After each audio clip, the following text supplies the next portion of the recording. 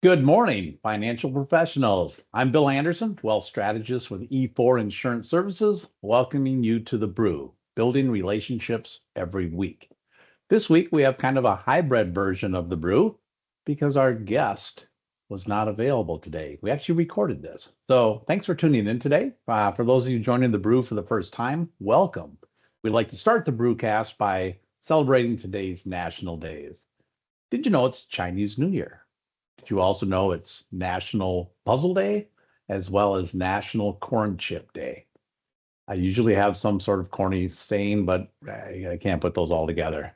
During today's brew, we're wrapping up our estate planning series. Phil, who could not be with us today, recorded a great discussion last week, the end of last week, and we're going to play that for everybody today. We encourage you throughout this to use the chat box or raise a hand to ask any questions. And remember, all attendees at the end today are going to be placed into a drawing for a CE voucher and a Starbucks gift card. We'll announce the winner at that point. Sydney, can you go ahead and play the video, please? Hello, Phil.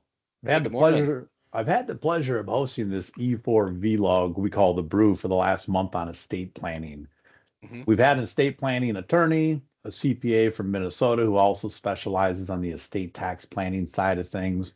And then last week we had a carrier specialist, Brett Meares, that shared a couple ideas with us that what we like to call on the street, what actually happens in the estate planning space, right? Yeah.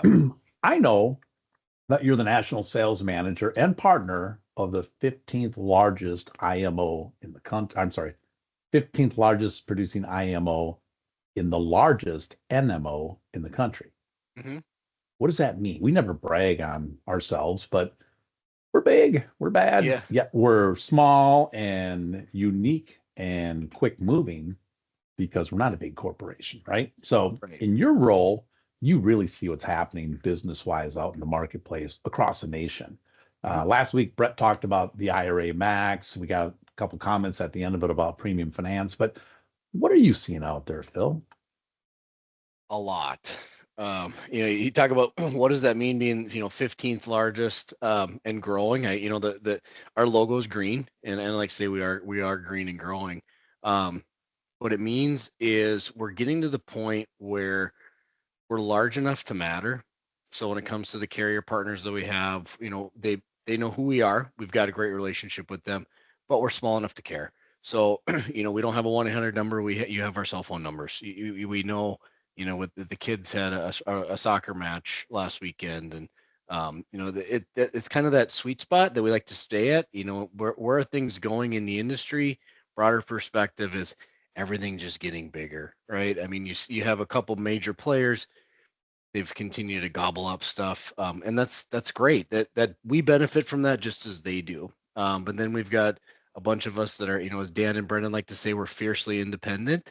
We've got a plan, and we're going places, and we know what got us here, and that's something that we're gonna adhere to it. So, and that is that personal touch. So, you're kind of seeing that in the marketplace. You're seeing that with carriers. You're seeing that with changes. Last week you and I both get we get the same notifications. And, just last week, I think we had a dozen annuity carriers come out with either contract changes or rate changes. It's a constant, the only thing change is constant. The only thing that's different is the variability in which it comes. Right. And I think Right, that coming into 2025, I think the amount and the speed are going to be something that we've never seen before. right. Which, not to give you a very lengthy answer here, but Kevin talked about, and the CPA talked about, and again, our gentleman from Pack Life talked about working as a team. There's as you get into the complexities, as you get into all of these changes that are going to come. Think about, Trump was elected on January 20th, right? And he's looking at 100 plus executive orders in his first week, right? It's just a few days after the election, they're already starting to have some tax bills getting proposed on the Senate floor. There's no possible way as an advisor that you can keep up with all these things, right? It's enough to just keep the business afloat, much less keep abreast of all the changes in the business, right? Right. So the reliance on a team has never been more important than it is today. And that's again where E4 I think goes back to that personal touch. Bill, your people know you, right? And you know your people, and that relationship is going to be more important than ever. Yeah. Yeah. Thank you for sharing that. I know you've been in the business for 21 years. 15 of those have been in leadership. Yeah. Why? No, I'm kidding. Well, I woke up one morning and my brain slipped out of my ear, and then I lost it. But on the serious side, what do you see? What separates a good advisor from a great advisor? When you're looking at, that's a great question.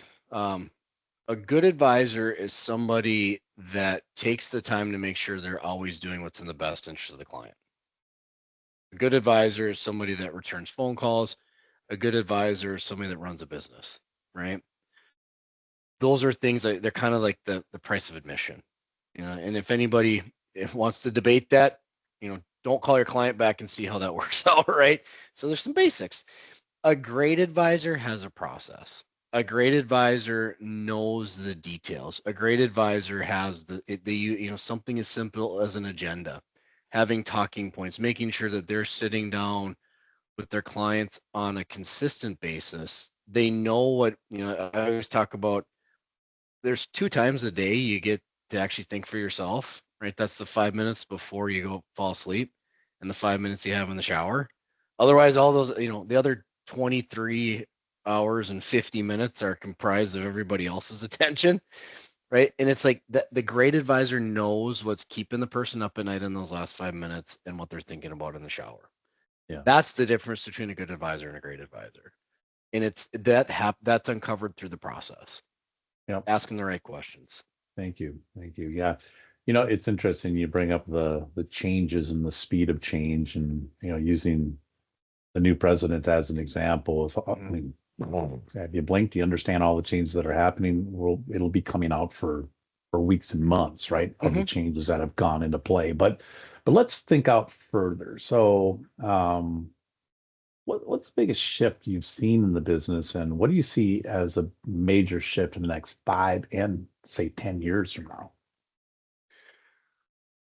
The biggest shift is it's a movement. There's more, I don't want to call it complexity, but there's a better understanding of using more. It's more than just block and tackle. It's the planning. It's having the attorneys. It's having the CPAs. It's sitting down with knowledgeable individuals. They're like, all right, let's actually play this thing out 5 years, 10 years, 15 years. Let's project what we're going to be worth. Let's project the income. Let's project the value.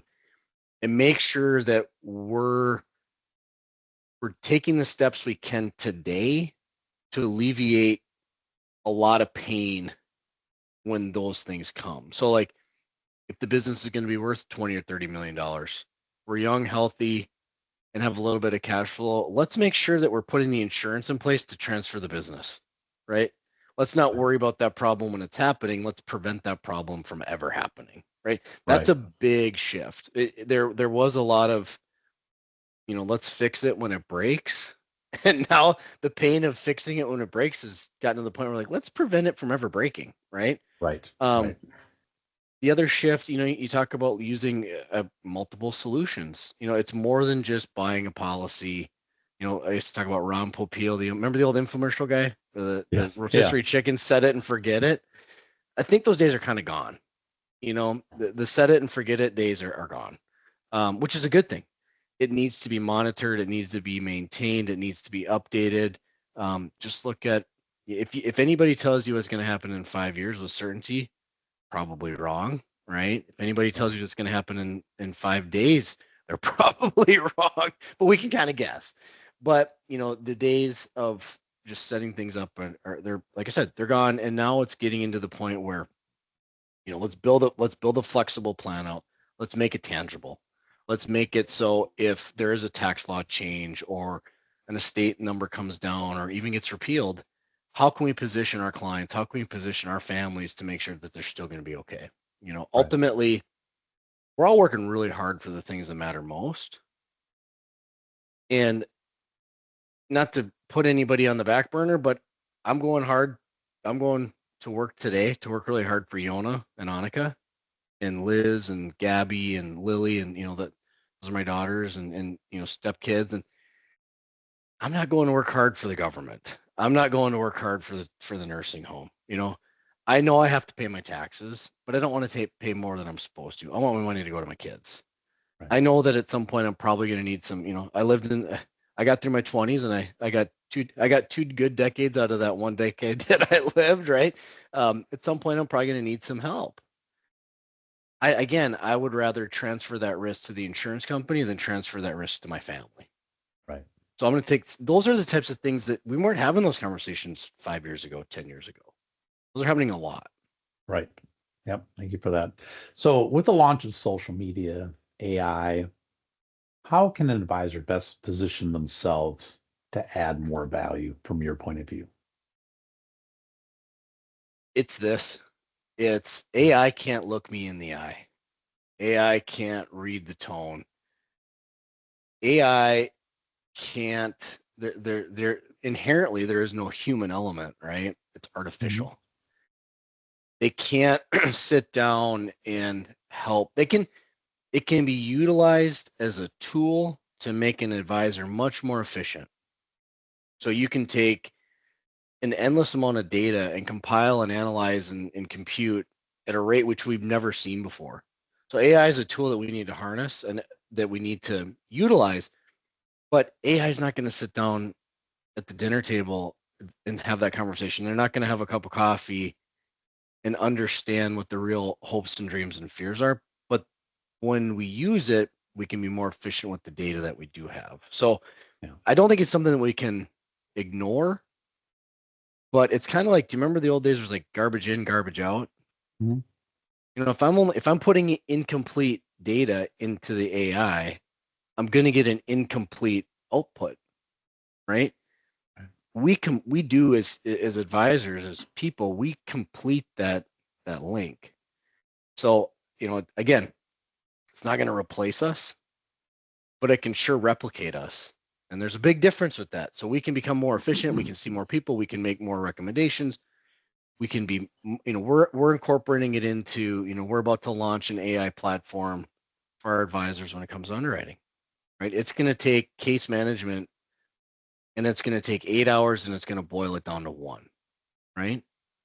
Think about that, Bill. Like, yeah, if that can work, wow, it's incredible, right? Yeah. The amount of the amount of attention and like the if I'm taking from 8 hours down to 1 hour, how much more efficient I become, how much more attention I can apply to the task that I'm working on. Like, it has exponential benefits to it. That's a tool. It'll never replace. I can hear the sales manager Brian going, okay, your minimum's just increased. Yeah. Nope, not yet. Got to make sure it works first. But yeah.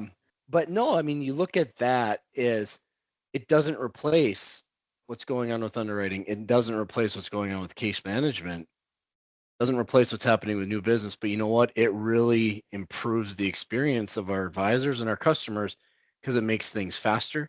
It makes things more accurate. And we always have that safety net of our team to make sure that things are done right. Phil, it's been a lot of fun for me hosting the Brew for the month of January. And what's been fun is really interviewing people that I know and respect and like. And there's a question that I asked every week, and I'm going to ask you the same question. And what it is knowing the audience is primarily advisors, from money managers to insurance professionals, many RIAs and IARs. Yeah. What do you look for? What does somebody on your team, my team, whatever, when they're trying to do a strategic relationship, what are you looking for in that person, in that advisor? So I would take that question and I'd expand it beyond just the advisor, and I would parlay it into the relationship between the advisor and the client, and I think they're all synonymous. I think and I've said this before, and I know as long as I'm in the position that I'm in, I'll say it again, is every relationship, Bill, comprises of 100%, right? Yep. And at any given point, generally speaking, 80% of that duty is going to fall on one of the people in the relationship. 20% is going to fall on the other. And I'm not referring to the 80-20, Pareto's principle and stuff like that, but I'm talking about 80% of the job of the advisor, 80% of what's happening is the responsibility of the advisor. But they can't do their 80% if the client doesn't hold up their 20%. If the client doesn't share what are their goals, where do they want to get to, what are the resources that they can put into it, what are some of the pitfalls, like if I don't have that open line of communication on that 20%, I cannot fulfill my role as of the 80, right? Same thing when it comes to from the RVP standpoint, from our standpoint at E4, we can't execute and deliver on our promises on our 80% if we don't know where we're involved on the other 20. If the advisor's not communicating to us, like, here's the scope in which I want you to be involved in the business. I want you to run point of sale appointments. I want you to help me develop cases. Like, if there's a lot of assumptions, it makes it hard. So ideally, I'm looking for partnerships that have open lines of communication. There is the expectation that we're going to do a lot of the heavy lifting. That's what we're here for, right? But I can't do the heavy lifting if I don't know what I'm lifting, right? So part of it goes back to the advisor, like, what's the engagement here? Well, how do you want us, like, where do you see that? And even if it's a 10-minute conversation at the beginning of the year, hey, that's good. I just don't want to move forward on assumptions, because I really run the risk of either I'm going to bug you. If you want me to be kind of hands off, I'm going to bug you, right? That's not going to be good. Or even worse, I'm not going to come anywhere near to delivering what your needs are, but I'm just trying my best, and it's kind of a stab in the dark, and that's going to deteriorate our relationship, and then it never gets a chance to take flight. Right. Yep. Thank you for that. So is there a question that I haven't asked today that you would like our audience to have an answer to? How did I maintain my youthful looks after 21 years in the business? It's filters. Hey, the guy last week, he really did have a baby face. He did. You got a little bit of gray going on there, my friend. I know. I didn't have it before I got here. No, just kidding. I understand. I got daughters. It's been there for a while. No, I think, your questions are fantastic. I mean, the last 3 weeks, you've done an amazing job, kind of detailing some stuff out. That I can't think of anything off the top of my head that, not so much question, more of advice would be for advisors that want to progress and move forward. It's a cliche of, if you do what you've always done, you're always, what should you expect as your results? Right? The same, right?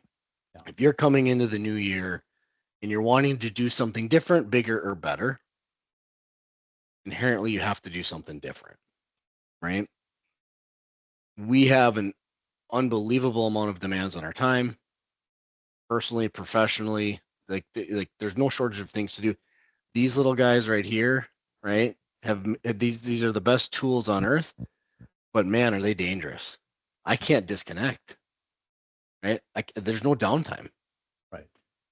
So if I'm going to expect to do something different to get a different result, I really have to be willing and open to bring in people. I have to replicate what I'm doing. I have to go back to that teamwork. I have to default to the experts, right? So if you're willing to be better, you've got to be willing to do something different. And that would be the challenge that I would put forth to the advisors and the people you forward to look at the same problem and come up with a different solution. Awesome.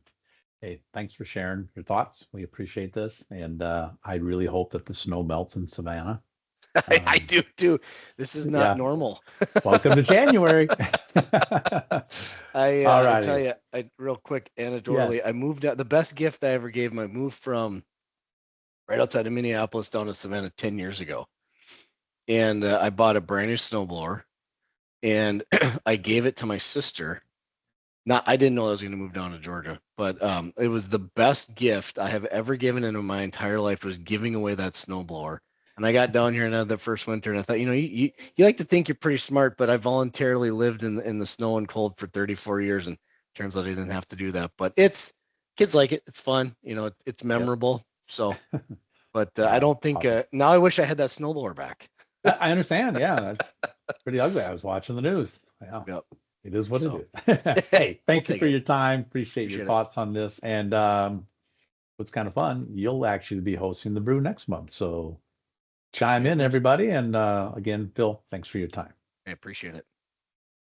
All right. I'm assuming this is working again. So while we wait for any questions, just like to remind everybody that today's brew and our entire library are recorded and shared on the brew page on our website, www.e4.insurance.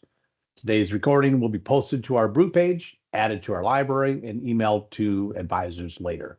Now for our giveaway. So I get to choose a number between 1 and 68. I choose 23. Michael Jordan fan, way back. Anyways, number 23 is Allie Zemmelman. Congratulations. Please keep an eye out for an email, a complimentary CE voucher and Starbucks gift card that will be coming your way from all of us here at E4. So, any questions? No questions, but that's okay because Phil can't answer them anyways since we did a hybrid this week of recording earlier. So join us next week. Next week on the brew is going to start a month on business valuations and business planning. Phil, who we just interviewed, is going to be our MVP/host of the month. And you're not going to want to miss this because next week he's going to be introducing to everybody that watches our brew, Ronnie Hamilton. Ronnie Hamilton just started our Advanced Markets Center here at E4. You are going to want to hear and be introduced to Ronnie. So personally, I'm very excited about that. You will not want to miss this. So thanks for your attendance today. And we look forward to seeing you on the next brew.